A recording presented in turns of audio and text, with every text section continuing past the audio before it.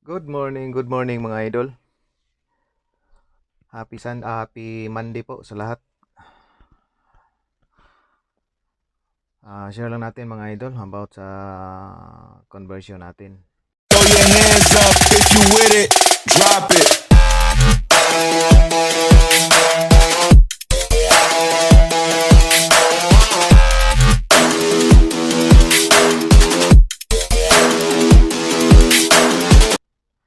Ito po is the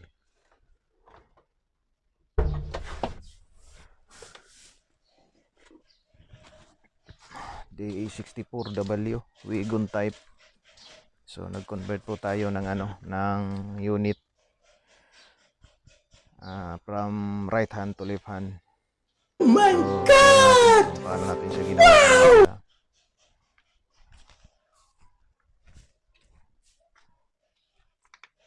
Ito yung unit mga idol. So dito mga idol, original Japan is andito yung steering o manubela, panel gauge andito, at saka yung pedal. So andito sa harap sa kanan, kasi sa Japan sa kanan talaga. So dito sa Pilipinas mga idol is need natin siyang i-convert papunta doon sa kabila. So ito yung ginawa natin mga idol. So ito yung yung dashboard, binaliktad natin mga idol doon sa kabila. So panel gauge, lahat ng mga wiring socket, lahat mga idol. So itong ginawa natin mga idol, hindi pa to finish. Ipapagawa pa natin doon sa pintor. Pintor na ang gumagawa nito. So dito mga idol, yan, ando na yung mga pedal, foot brake, accelerator pedal, saka yung brake. Andyan na yan.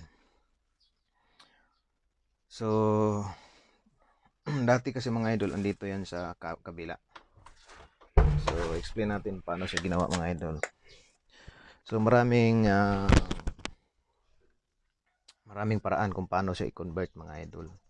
Pwede siyang gamitin natin ng gearbox, pwede natin putulin yung rack in. So sa pagputol ng rack in mga idol, may mga consequence may tawag doon na mga pangyayari na, kasi yung iba kasi mga idol nag-weld lang ng rack in, alloy kasi yun mga idol.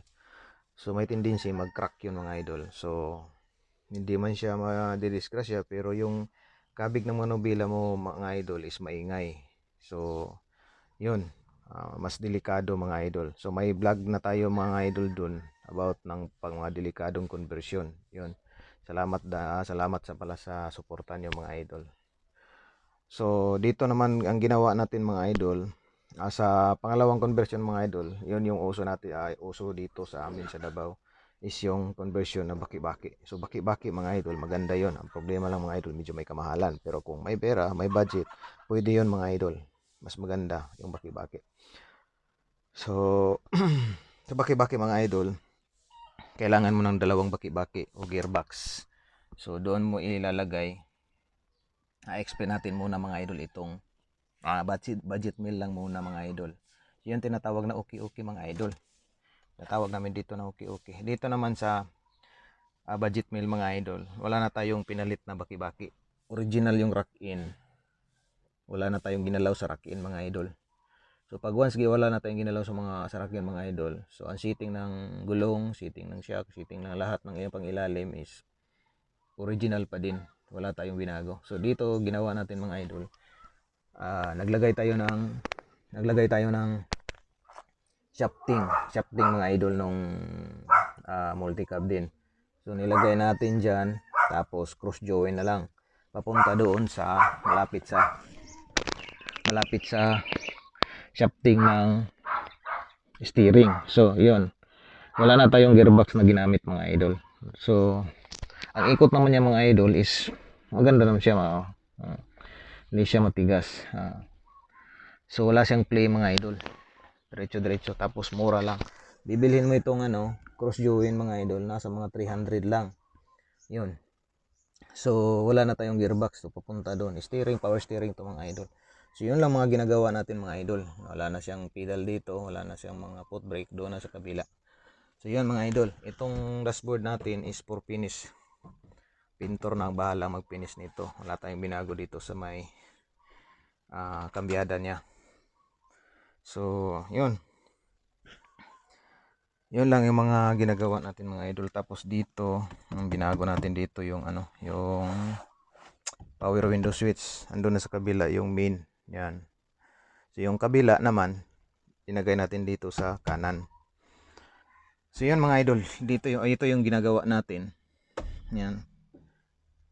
Ito, napaka niya mga idol, smooth siya. So wala siyang dili talaga mga idol.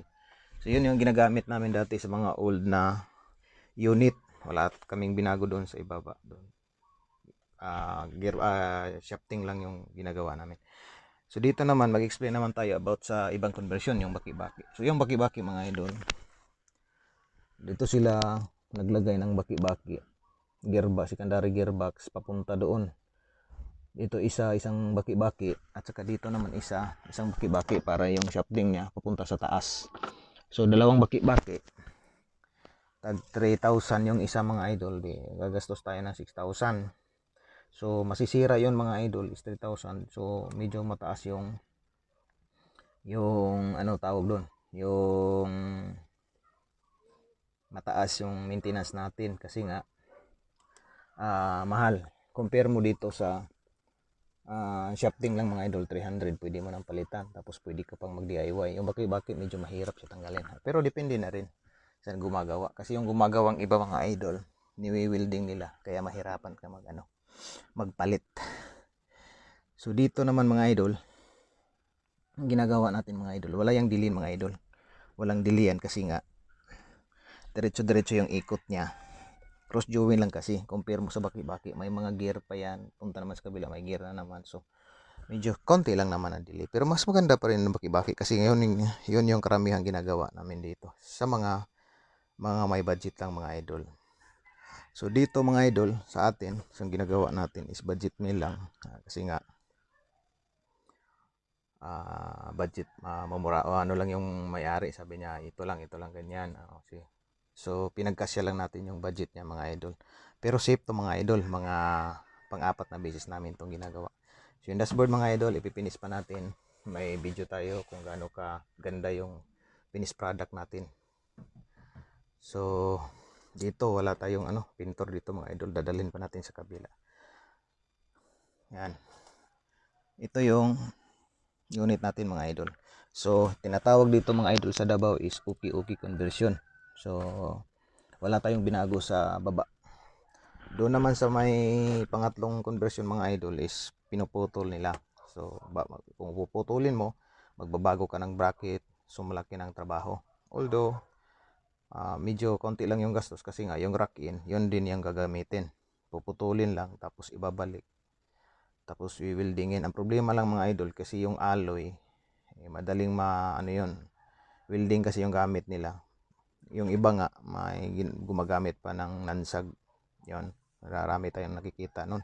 Tsaka may vlog na tayo nun kung ginagawa nila nansag yung, pero kung machine shop din yung magdugtong nun, mas sigurado pa yun. Yun lang, magbabago ka ng bracket kasi nga ipupunta mo sa kabila yung shafting niya nga side. So medyo hassle, mas malaki ang trabaho. Compare mo dito mga idol is yun lang yung gagawin mo. Yung original man yun mga idol, lalagyan mo isang cross join dyan, tapos shafting na ilagay doon, tapos isang cross join lang doon sa kabila, yun, tapos na yung trabaho mo. So ang importante lang mga idol, ang mag DIY nito, hindi siya flat yung pagkaganyan, dapat slanting siya pataas mga idol, galing dito sa baba, dyan sa baba papunta doon sa taas. So hindi siya pantay, dapat slanting siya pataas, din hindi siya magsasaya dyan sa may pedal ng brake.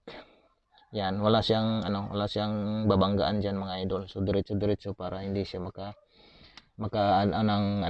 ng pag-ikot niya, wala siyang mababangga. Yan mga idol, smooth na smooth siya. Hindi pa nga nagka-andar tong niya mga idol, itong power steering. Ito, hindi pa naka-andar yung EPS module o power steering niya mga idol, pero sobrang smooth niya mga idol. Tapos wala talaga siyang dili. Yan, ito lang siya mga idol, wala tayong binago, wala tayong pinutol. So lahat ng part mga idol intact pa yan, pati sa mga shock niya, mga rack in niya, yan, tie rod niya, wala tayong binago, wala tayong pinutol dyan, original Japan yan mga idol. Nilagyan lang natin ng cross joint dito, tapos shafting, tapos isang cross joint na naman dito, din dito sa taas papunta sa kanyang shafting. So yun lang mga idol. So transformer Wigon mga idol, ha, unit na to. Yun yung ginawa natin mga idol. Paano ma-serve naman natin yung maganda yung kalalabasan. Yung mga ilang beses na natin itong ginawa mga idol. May mga gumagawa nito mga idol, mga ilan-ilan na gumagawa nito mga idol. Yun nga, nagka-problema sila kasi nga pantay yung kanilang shafting.